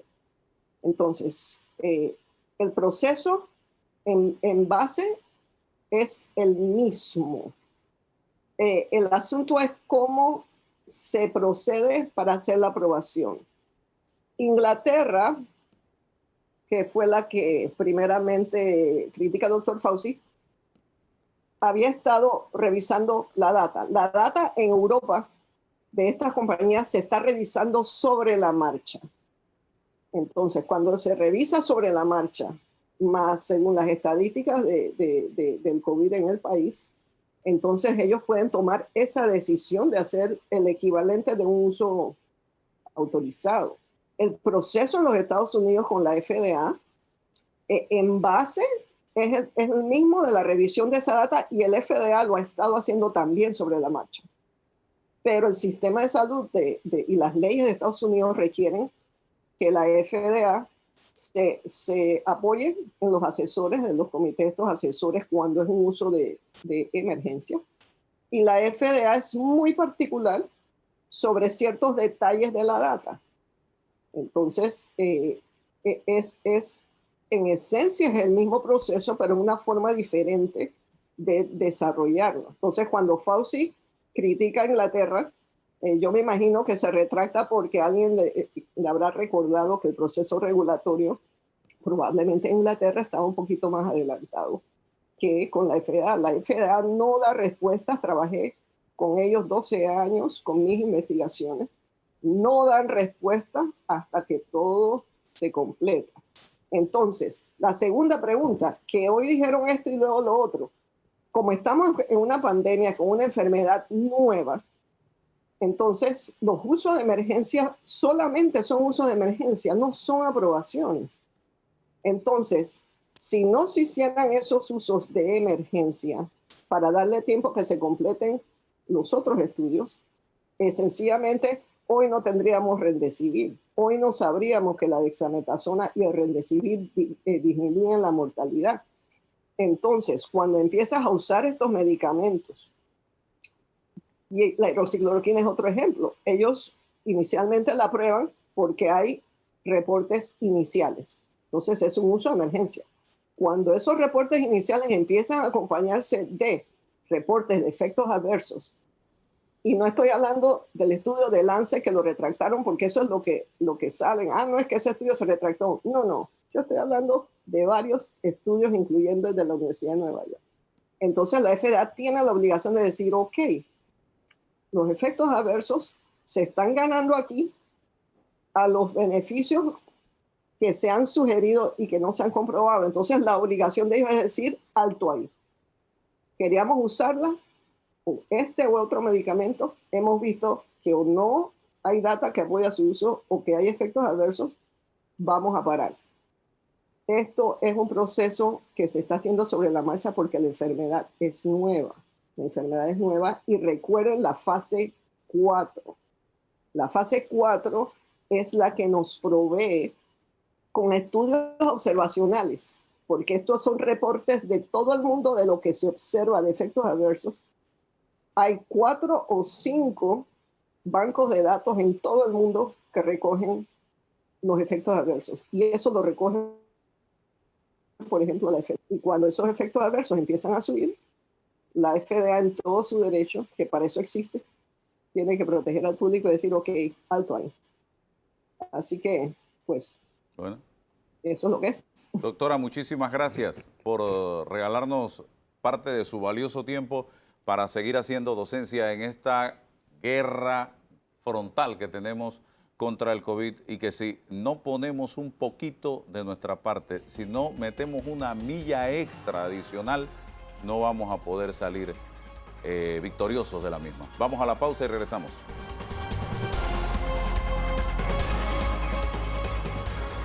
Bien, señoras y señores, avanzamos y en esta oportunidad, este bloque, de manera breve, precisa, concisa y contundente, lo vamos a aprovechar para que todas aquellas personas que en este momento nos están viendo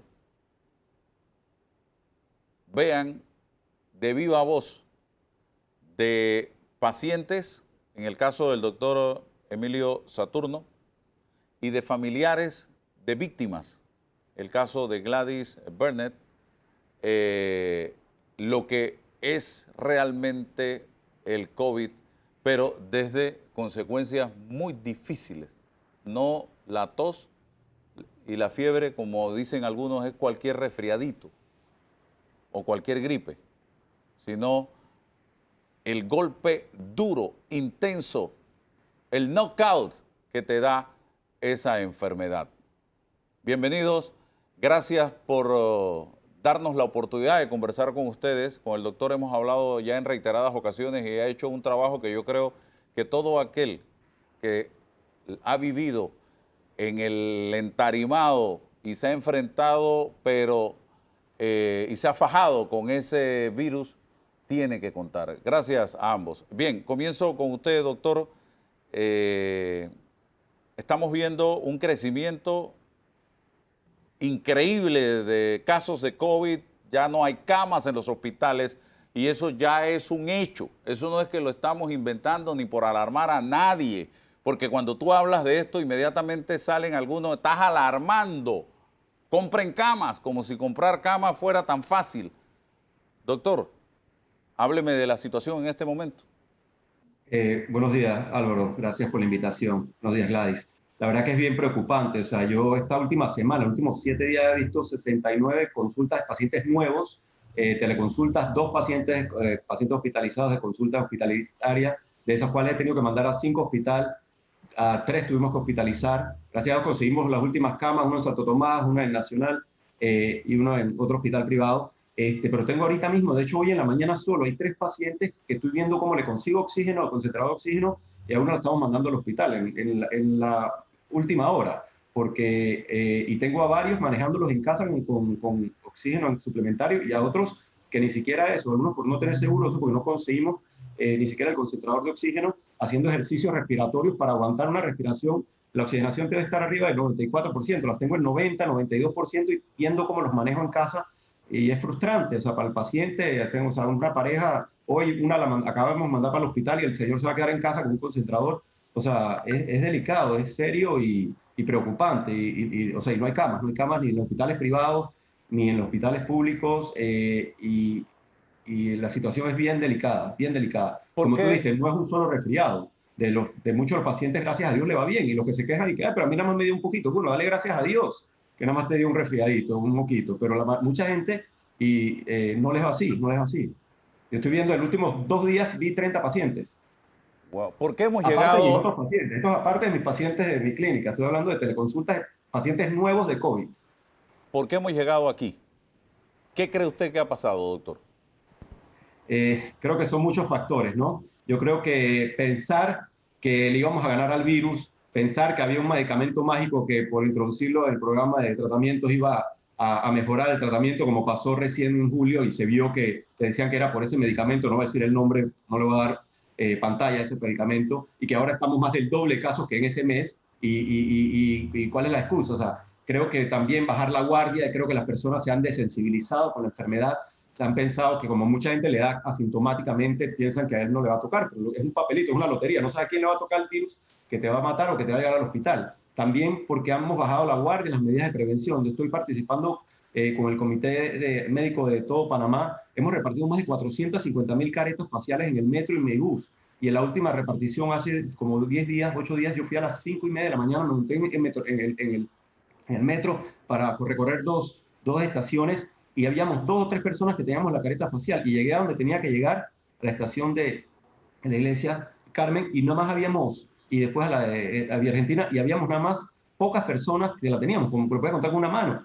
Todas las personas que llegaban ahí no la tenían puesta, y eso sabemos que puede ayudar a reducir la propagación del virus, la infección de otras personas, la severidad que le da, porque la carga viral, que es muy importante, es un determinante significante de qué tan severo te va a dar. Y nadie la tenía puesta, y estoy seguro que todas esas personas pasaron por ahí antes, y a muchos de ellos ya se le entregó una careta facial y no la usan. Entonces, la mascarilla sí, pero no es lo único. Entonces, son muchos factores, pero desgraciadamente se necesita la colaboración de la población. Saber esos videos que has mostrado en las redes sociales, en los centros, en lugares con muchas personas comprando y aglomerados en el metro, tantas personas. No te montes si había tanta gente. Espera un poquito más. Yo sé que es fácil decirlo, pero necesitamos la colaboración pero no podemos depender solo del gobierno, de los médicos, se está agotando, no va a haber suficientes camas. En el movimiento Todo Panamá, con Unidos por Panamá se ha hecho la atención domiciliaria y para llevarles oxígeno a más de 300 personas. Hemos evitado que se hospitalizaran casi 300 personas en los 5 corregimientos que estamos atendiendo. Imagínate si esas 300 personas ya se hubieran tratado de buscar hospital, hubiera fallecido mucha gente. Hemos bajado la mortalidad en esos corregimientos de 6 a 3%, de requerimiento de hospitalización de 6 a 3%. O sea, pero es tremendo. Y esas personas aparte se quedan en su casa, pues se llevan alimentos y todo, y propagan menos la infección del virus. Y aparte hemos contactado a más de 3.000 personas también por seguimiento domiciliario de contactos para que tampoco salgan de su casa. Porque el virus necesita a otras personas para regarse. Y el jangueo, la gente jangueando mucho en la casa, porque el vecino es amigo mío, lo conozco, me quito la mascarilla, en el metro la uso, pero en la casa no. Y se junta con los vecinos, dos personas que para mí lo va a hacer. Entonces, es un problema grande, y más indoors, o sea, no puede estar afuera porque lo regaña la policía, entonces se meten a la casa y es peor porque se va a contagiar más probablemente. Miren lo que está hablando el doctor Saturno, que ha estado en los dos escenarios, de paciente y de médico, atendiendo a personas que en este momento están también luchando por su vida y tratando de ver cómo, ante la ausencia de camas, logra que algunas personas en casa puedan mantenerse con algunos ejercicios respiratorios. Imagínense cómo está la situación en este instante. Gladys, tu papá, a quien tuve la oportunidad en varias ocasiones como profesional de la medicina de entrevistar, perdió la guerra contra el COVID. Hoy no está con nosotros, pero no es difícil recordar a un hombre como el doctor Bernet. Háblame de lo que significó para ustedes, la familia, pasar por este calvario en un momento determinado de ver a tu papá ser declarado positivo y no volverlo a ver para muchos de la familia, porque ese es el problema del paciente COVID, que es llevado a un hospital y si muere no lo vuelves a ver desde que entró al hospital. Álvaro, yo creo que, primero que nada, gracias por la invitación. Yo recuerdo que tú fuiste uno de los que tuiteaste. De hecho, Emilio estaba en el hospital cuando hiciste ese tuit y mencionaste a mi papá.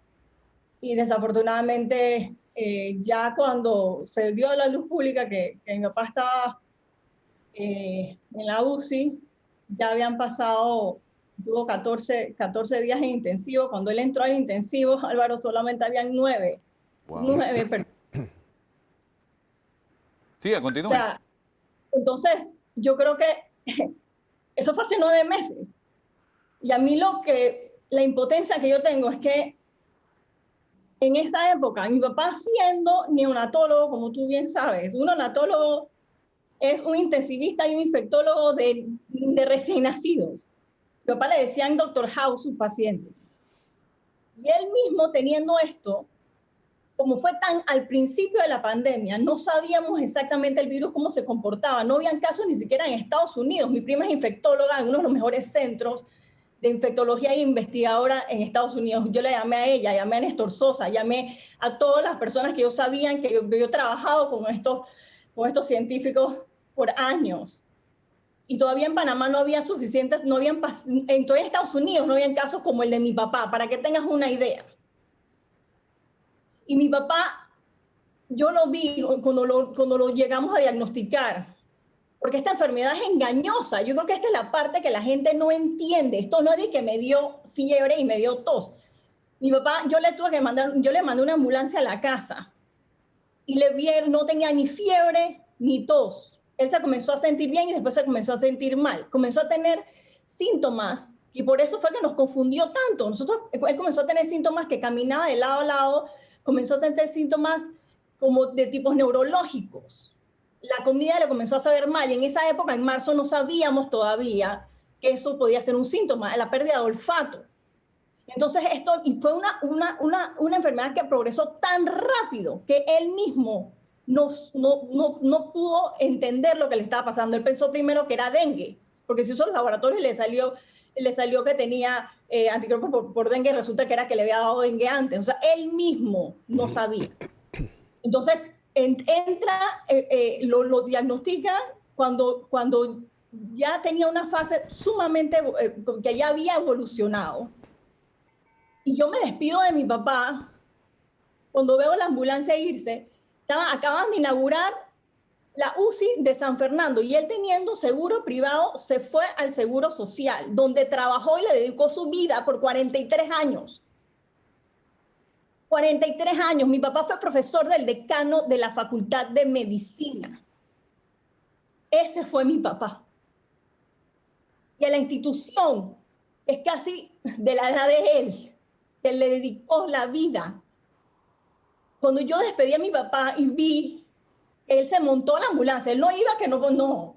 Esta enfermedad progresa tan rápido que los doctores podían ver. O sea, sí tenía la placa en el pulmón, pero usted va afectando otros órganos. No es solo la parte respiratoria. Y todavía no sabemos, y todavía no hay cura mágica. Entonces han pasado 9 meses, Álvaro. Ya no son 9. Y mi papá fue el paciente 27 que falleció. Ya ya no quiero ni contar los números. Imagínate el estrés que le causa eso a los pacientes, a los doctores, a los familiares, no saber. Y uno no saber. Yo me fui a hacer cuarentena con mi mamá, no tenía ni siquiera ropa mía, ni mi computadora, ni nada. Yo me fui a la casa de mi mamá y no sabíamos si estábamos contagiadas ella y yo. Esto es horrible. Le dieron el celular a mi papá y nunca se lo devolví. Yo no me puedo despedir con él ni por chat, ni una llamada. Nada. Esto no es normal. Esto evoluciona demasiado rápido y la gente no se da cuenta hasta que tienes a alguien que pasa por esto. Y lo único que hay ahora es plasma convaleciente. Es lo único diferente que puede haber ahora a cuando mi papá falleció. Porque en esa época no había Remdesivir, ahora ya sabemos que eso no funciona y no voy a meterme tampoco a hablar de medicamentos, pero tenemos que entender que no hay cura mágica. Lo único que podemos hacer es prevención. Y lo otro, Álvaro, que es importante, es que la población tiene que entender que estamos en la mitad del partido y los médicos, enfermeras y personal de salud que está, y los científicos que están haciendo doble turno, quemándose las pestañas, no tienen banca. Esto es un partido y no hay relevo. Y esta semana murió otra enfermera joven. Entonces, tenemos que hacer algo como población. No es solamente el gobierno, no es solamente el sector privado, no es... Todos tenemos que poner de nuestra parte, porque no vamos a llegar al final del partido. Y tú sabes que es la misma gente. Y esto es otra cosa que es importante.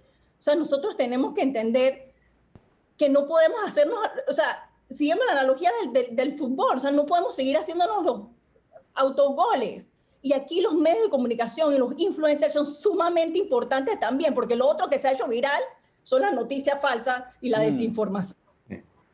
Entonces aquí es la responsabilidad de todos como país, y así como dice la doctora Moreno, somos un equipo Panamá y no podemos traer a ningún otro especialista de afuera, porque sabes que ellos también están peleando en sus países y también están peleando por las vacunas y también están peleando por los mismos insumos porque nosotros estamos peleando, porque Panamá no produce eso, y por eso es que es tan importante, y por eso es que somos parte del movimiento Ciencia en Panamá hace más de 4 años. Panamá tiene que invertir en ciencia, Panamá tiene que invertir en educación. Panamá no tenía casi ni virólogos. Si no fuera por las becas de Senacid, no tuviéramos a Arturo Rebollón, no tuviéramos a una Sandra López ahorita mismo. Entonces, lo primero que hace, ¿qué hace? Cortas el presupuesto de la ciencia. Entonces, tenemos que prepararnos también para la próxima pandemia, para el próximo partido. Y la única manera que se hace eso es a través de la educación. Entonces, es muy importante esto, Álvaro, entender que no es solo cifras, son vidas. Y no solo que te afecte a ti, porque yo entiendo que una persona, no, yo soy fuerte, yo hago ejercicio, yo estoy inmune. No, hasta atletas han sido afectados. Y el problema no es que te afectes tú, si a ti no te importa, fine. Pero puede ser tu prima, que es alérgica, o puede ser la vecina. O sea, tú terminas siendo un vector de la enfermedad, tú lo transmites a otras personas. Entonces, sé parte de la solución, no seas parte del problema. Aquí estoy con Danilo Toro, sociólogo. Danilo, siento en el doctor Saturno y en la doctora Bernet un nivel de frustración e impotencia al ver uno que estuvo tocándole las puertas a San Pedro prácticamente y el otro que se nos fue. Así es, yo recuerdo el caso del doctor. Y que la gente no entienda que esto es verdad, esto es serio, esto no es una caricatura. Esto no es mentira, esto es cierto, señoras y señores. Danilo. Sí, antes de la década del 60 había una enfermedad que se utilizaba mucho como indicador de la calidad de vida de los pueblos, de las naciones.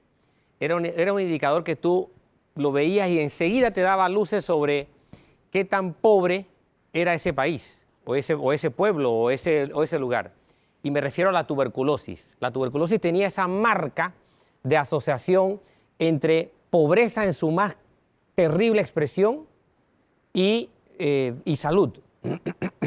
Yo diría que COVID está convirtiéndose en un indicador del tejido social. O sea, en la medida en que tú ves el indicador de COVID, tú ves cuán rasgado está el tejido social de ese pueblo o de esa nación que tiene los indicadores de COVID disparados. Porque el componente social que está por debajo de todo el fenómeno COVID es tan alto y a su vez tan desatendido a escala de Estado, a escala de individuos, a escala de grupos, a todas las escalas. Entonces, poco a poco, lo que vemos esto sociológicamente, digo, bueno, ¿y con qué indicador yo puedo asociar esto a determinados comportamientos sociales? Y la verdad es que creo que vamos a evolucionar hacia allá, a tener que ver cómo el tejido social de nuestro entorno se ha desgarrado, porque es un poco como la conducta del delincuente, ¿no? Muchas veces el delincuente, tú te preguntas, ¿pero por qué lo hace si sabe que la policía lo puede atrapar, si sabe que hay una pena, si sabe que dura tantos años la pena, si sabe que hay cárcel? Pero él siempre piensa, pero es que a mí no me va a pasar. Eso no va a ser conmigo. Eso no va a ser conmigo. A mí no me va a pasar. A mí yo voy a ser tan vivo que a mí no me van a agarrar. Entonces, el ciudadano de bien, entre comillas, de bien, cree, esto no me va a pasar a mí, y no ve las implicaciones sociales de esto. Ustedes, y le pregunto tanto al doctor como a la doctora, ¿cómo han visto afectado no solamente el hecho de que uno fue en su salud golpeado y la otra, el caso de la doctora fue golpeada por el hecho de que perdió un ser querido? Pero ¿cómo se traduce en esto a toda la gente que está alrededor? ¿Cómo fue afectada una familia? ¿Cómo fue afectada la gente de un entorno laboral? ¿Cómo fue afectada la gente? O sea, todas las implicaciones que tiene esta enfermedad socialmente. Quisiera que me hablaran de eso un poco. Bueno, en mi caso, voy a hablar yo primero, Gladys. En mi caso, digo, el momento de hospitalización y todo fue muy difícil para todos. Y yo creo que fue una llamada de alerta a muchas de las personas que pensaban que no le podía pasar. Como decía, este doctor, él hace ejercicio, está saludable. Bueno, yo creo que gracias a Dios a eso sobreviví, porque en ese momento igual, yo fui el primer paciente que hospitalizaron en un hospital privado acá en Pacífica, o sea, no, el primero, porque no estaba abierto todavía en ese momento, no había medicamentos tampoco, como dice Gladys. Entonces fue bien difícil y para todos los alrededor mío, ¿no? Entonces mi familia, mi esposa, mis hijos, fue un momento muy, muy difícil, pero yo creo que ahora desgraciadamente ha pasado tiempo y parte de esas personas que estaban asustadas antes han perdido un poco de esa sensibilidad también, ¿no? Yo creo que lo principal es que la gente sigue teniendo miedo del que no conoce, del vecino, de la persona en el supermercado, en el transporte que no conocen, pero cuando se van al lado de los vecinos o van entre familias, aunque no sea la burbuja familiar de ellos, sino familiares, ya se reúnen y se quitan la mascarilla y se relajan, y desgraciadamente está pasando, nos pasa a todos. Entonces yo creo que esa es la situación, y ahora que vienen las fiestas es muy importante tomar eso en cuenta. O sea, si se van a ver, porque es decirle que no se reúnan, estoy pidiendo que no lo hagan, pero la gente lo va a hacer. El panameño es mentira que no lo va a hacer, o por lo menos la mayoría, desgraciadamente, ojalá siguieran la recomendación no hacerlo, pero si lo hacen, háganlo pocas personas, distanciamiento social, con mascarilla, en lugar abierto, en la terraza. O sea, si es que lo van a hacer, preferiblemente no lo hagan. Yo sí insisto, es la primera opción. Y si hay alguien que tiene una molestia en la garganta, me pasa eso, le digo, me va a voy. Y después era coronavirus, como dice Gladys. A veces es un simple resfriadito inicialmente, pero eso sí se lo vas a pegar a las otras 5 personas, 10 personas que veas. O sea, que lo ideal es que no se reúnan. Pero sí, eso definitivamente afecta directamente a la familia.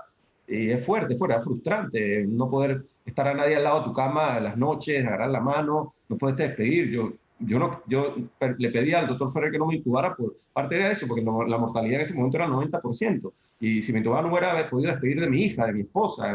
O sea, era muy difícil. Wow. Acordarme de eso es difícil. Duro. Gladys. Yo siento que en la parte social, hay esto, como dice el doctor Doro, resalta los problemas que ya tiene Panamá y la desigualdad. En ese índice que estamos tan alto de desigualdad en Panamá. Yo creo que aquí es importante tener empatía y tener solidaridad. O sea, esta enfermedad no es igual para todos. Hay personas que simplemente no tienen opción y tienen que usar, la mayoría del país tiene que usar transporte público. Entonces, aquí yo creo que es un tema de ser propositivos, es un tema de ver, o sea, sí, hay gente que está haciendo fiestas y hay gente que no está siguiendo las indicaciones, pero hay gente que se está contagiando en el trabajo. Entonces, van a funcionar usar la mascarilla, cuando tú vas a ver la mascarilla la tienen acá en la quijada. O sea, tenemos que, de alguna manera, como sociedad, cuidarnos unos a los otros. Si tú ves a alguien que no tiene, dale las mascarillas, así como está haciendo el movimiento de todo Panamá. Gracias a Dios que están ayudando tanto en estos momentos, porque se necesita, pero así mismo esa solidaridad la necesitamos todos. Cuando mi papá enfermó al principio, yo recuerdo que había una canción, porque era difícil decirle a mi mamá no ha visto a su nieta. 9 meses. Wow. Yo creo que y me puede ver a mi hijo, a su nieto, porque yo, gracias a Dios, puedo trabajar virtualmente y me agarro unas semanas, no salgo y después vengo, pero hay maneras de poder, o sea, viendo cuál es la situación, hay maneras de poderse organizar de tal manera que tú previenes. Yo recuerdo que mi papá se enfermó, había una canción que decía, era en inglés, Love, distance is love and it will keep us alive. Ojalá alguien la haga en español. O sea, la distancia es el amor y nos mantiene vivos. Entonces, para la fiesta, yo creo que este es el mejor mensaje que podemos mandar. O sea, si queremos pasar las Navidades, los próximos días, la madre con nuestras abuelas, con nuestros seres queridos, y no solo personas mayores. Yo creo que la gente tiene que entender que esto no solo está afectando a personas mayores, y todavía no entendemos cuáles son las secuelas que puede tener en personas jóvenes también esta enfermedad. Entonces le podemos truncar el futuro también a otras personas sin querer, por quererlos abrazar o por querer hablar con ellos. Pero esperemos un poco, seamos conscientes, porque no podemos, o sea, como vamos mal. Panamá es un país muy chiquito, sí, estamos haciendo todo y está el consorcio de vacunas y menos mal que Panamá tiene buenos científicos que están dando la cara por el país, pero eso va a demorar, seamos realistas, o sea, es un proceso. Tenemos a la mejor a la enfermera, la licenciada Hibbert, que Panamá tiene unos mejores, las mejores logísticas para vacunación y somos un país chiquito. Pero eso va a demorar tiempo y primero van a tener que vacunar a los médicos, al personal de salud, a las personas de alto riesgo. Entonces, de aquí a que todos estemos vacunados va a demorar tiempo. Entonces, lo que tenemos que hacer es comprar tiempo para poder terminar el partido con la mayor cantidad de jugadores posible. Claro. No sé cómo poner esto en una analogía que haga sentido. Entonces, la parte social es muy importante. Okay. Pero la parte individual también, y a los jóvenes. O sea, yo trabajo con muchos jóvenes que están, y no me digan que no, que quieren pura fiesta. No, ellos también están aprovechando, están estudiando inglés. Yo estoy viendo jóvenes porque tampoco es la cosa de atacar a los jóvenes por atacar a los jóvenes. Al contrario, necesitamos darles las herramientas porque el futuro de ellos va a ser muy diferente y nosotros dependemos de ellos. Gracias. Entonces, bueno, disculpa, pero... No. El tiempo, me encantaría seguir conversando con ambos. Creo que ha sido impresionante escucharlos porque han hablado con el alma, con el corazón, ambos que han vivido esta experiencia en diferentes estadios. Así que gracias, doctor Saturno, gracias Gladys por estar con nosotros. Vamos a hacer un alto para publicidad y regresamos enseguida. Un abrazo.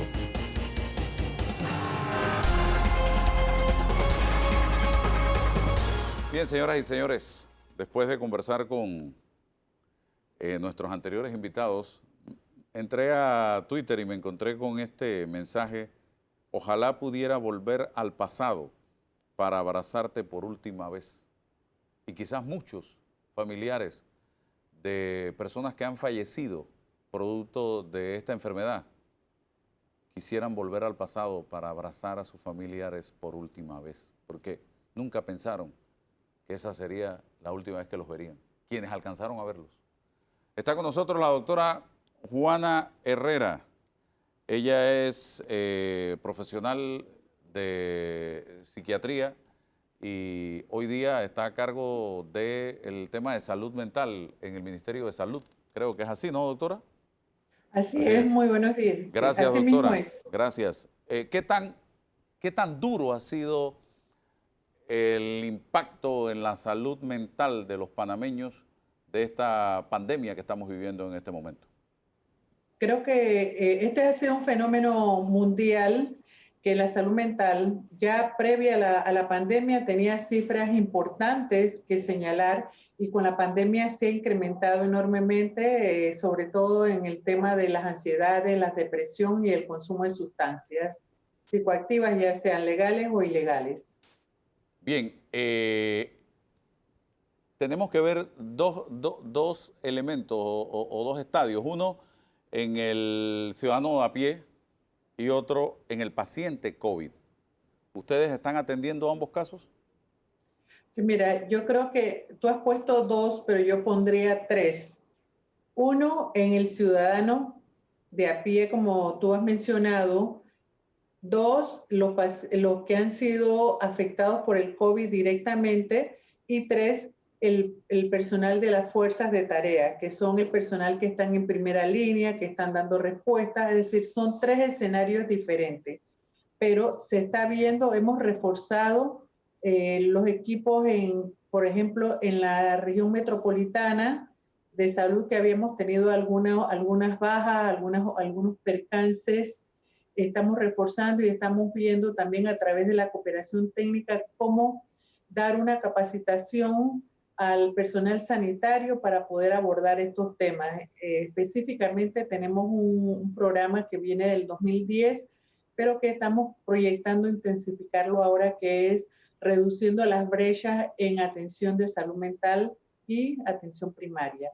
Y el tercer aspecto importantísimo, que es el tema de atender a las personas, el personal sanitario, el personal de seguridad, el personal que está atendiendo a los voluntarios, todo esto que también se ven afectados. Hay una fatiga pandémica, como lo ha denominado la OPS-OMS, que el personal y la sociedad en general está agotada, está irritable, está con expectativas muy intensas, muy fuertes. Entonces, esta es una población que también se está trabajando un programa de atención para ellos en el caso de la Fuerza de Tareas Conjunta. Reforzamos atención primaria y los pacientes de COVID que se han recuperado tenemos que darle una atención también a través de atención primaria, porque no hay especialistas para dedicar a cada cosa por separado.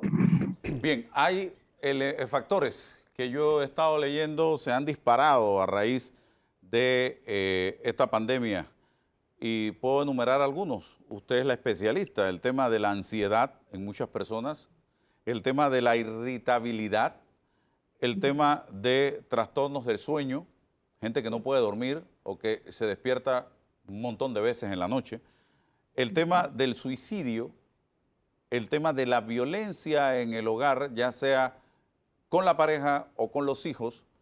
Hablemos de esto. Sí, mire, esto es importante.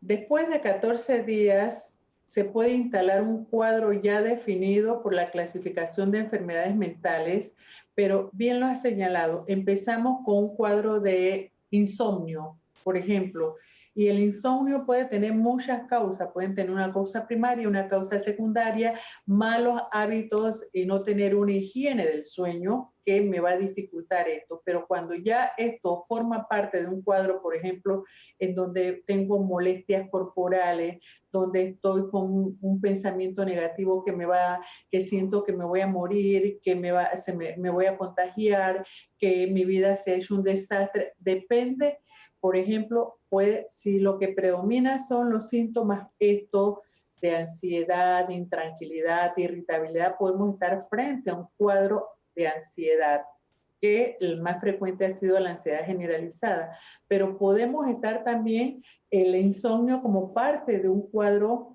de depresión, que es una de las alteraciones fundamentales que se presenta también en las depresiones. Entonces, el insomnio es un síntoma y es una señal.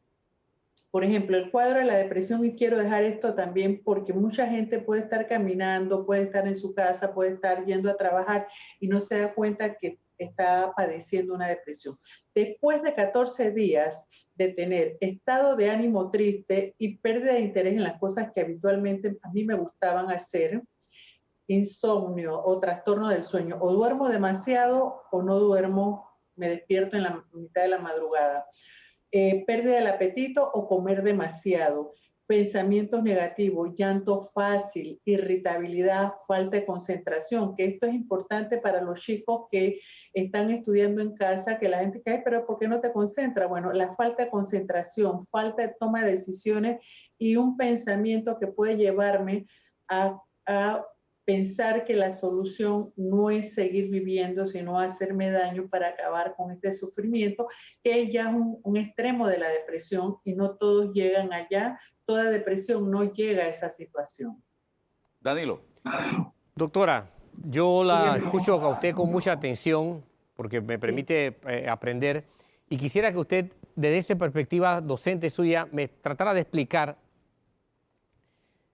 cómo reaccionar ante esta tendencia que está habiendo de culpabilizar a los jóvenes por algunos hechos y circunstancias que se están dando en torno a COVID. Y se lo digo abiertamente, ¿no? Yo he podido observar cómo ha habido este señalamiento con respecto al comportamiento de los jóvenes, pero también me he preguntado si en el pasado nos preocupamos como sociedad por tener niños, preadolescentes, adolescentes y jóvenes capaces de manejar ciertos criterios. Entonces, ¿cómo producirlos ahora instantáneamente capaces de asumir responsabilidades de su comportamiento cuando durante 5, 10, 15 años no lo hicimos como sociedad? ¿Qué apreciación tiene usted al respecto? Sí, coincido con usted en el tema, por ejemplo, nosotros criticamos mucho a los jóvenes porque el 9 de enero se van para la playa, jóvenes y no jóvenes, se van para la playa. Pasamos muchos años sin retomar la educación de esta situación, de esta gesta patriótica que hubo el 9 de enero. Entonces, ¿cómo esperamos que la población responda si no lo preparamos? Acá, llevándola a la situación que hay hoy en día, yo quiero hacer un llamado. Uno, yo quiero felicitar a los jóvenes. Los jóvenes en nuestro país, la mayoría de ellos han emprendido, han estado buscando soluciones y eso hay que resaltarlo. Siempre tendemos a resaltar lo que no es positivo y da la impresión de que eso es la mayoría. Entonces, sí hay que tomar en cuenta un factor en este momento. Tenemos que involucrar a los jóvenes a que sean parte de la solución de lo que estamos viviendo. Tenemos que buscar esa solución con ellos y para el resto de la sociedad, porque efectivamente comenzamos a decir en un momento dado, y eso tengo yo, por ejemplo, como especialista de salud mental y como profesional que he estado hablando, no hemos hablado de la importancia de que ellos sean vehículos, que sean instrumentos, que sean colaboradores, que sean parte de la solución.